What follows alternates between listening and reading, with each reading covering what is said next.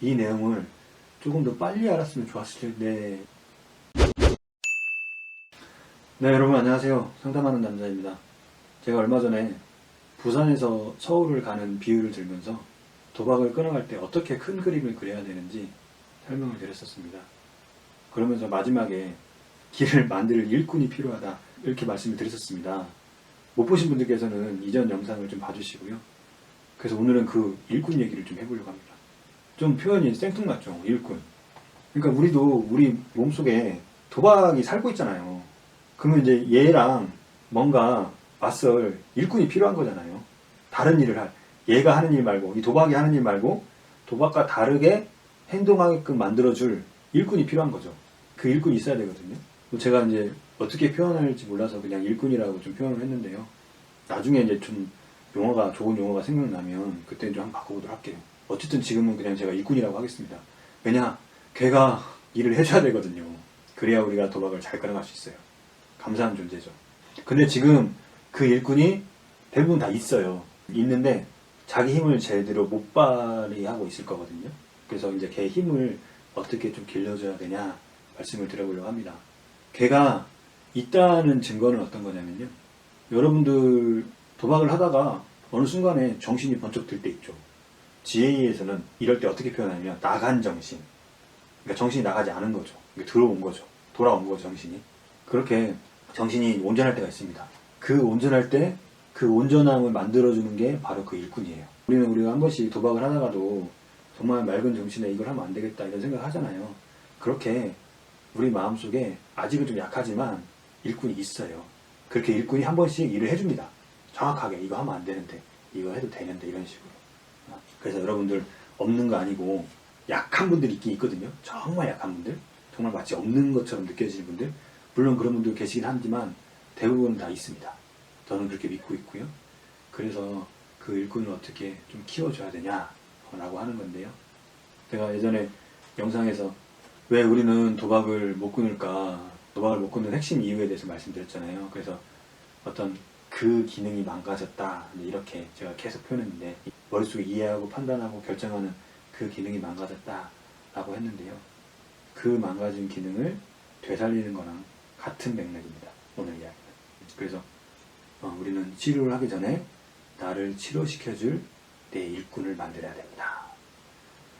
옆에도 있잖아요. 그죠? 우리 가족들도 있고 우리 협신자도 있고 센터에 누구도 있고 같이 도박을 끊어갈 분들이 많잖아요. 그죠?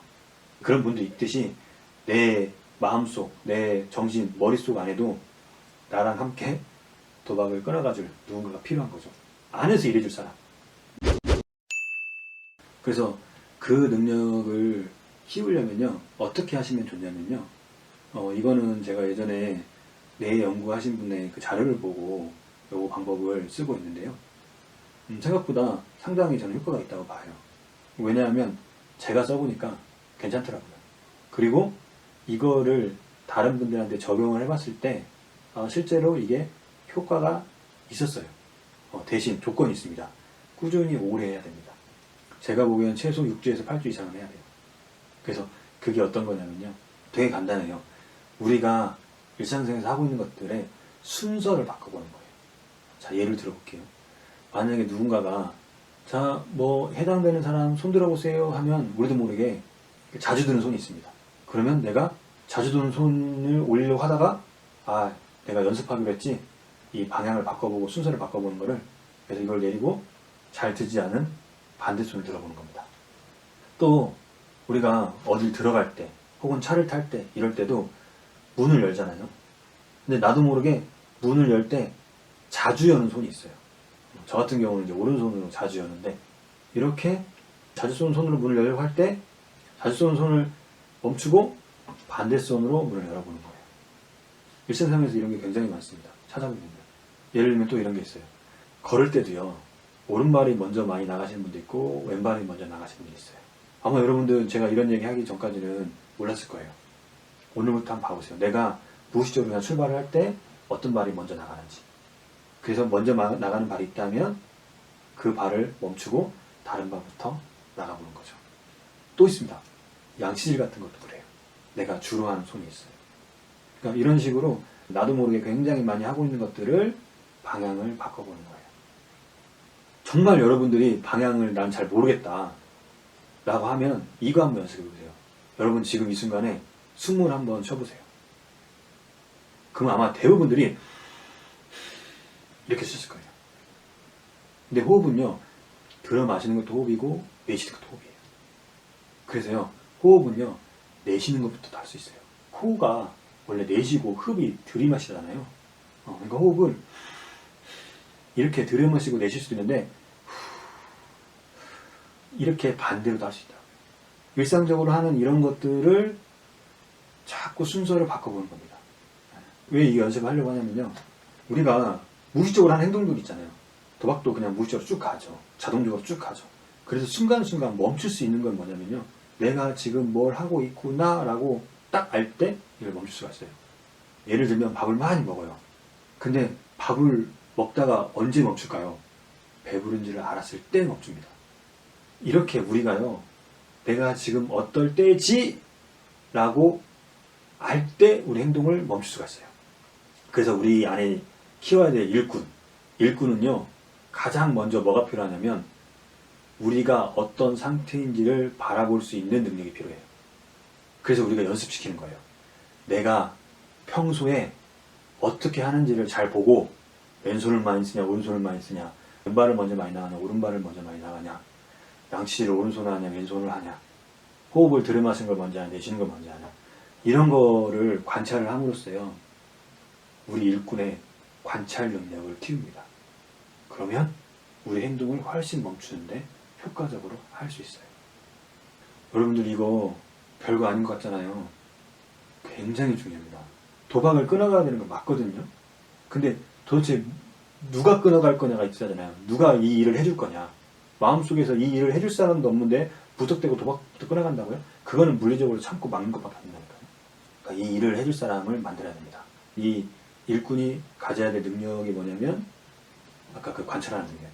전문 용어로는 알아차림이라고 합니다. 그래서 우리 내가 어떤 상태인지를 알아가는 연습이 굉장히 필요해요.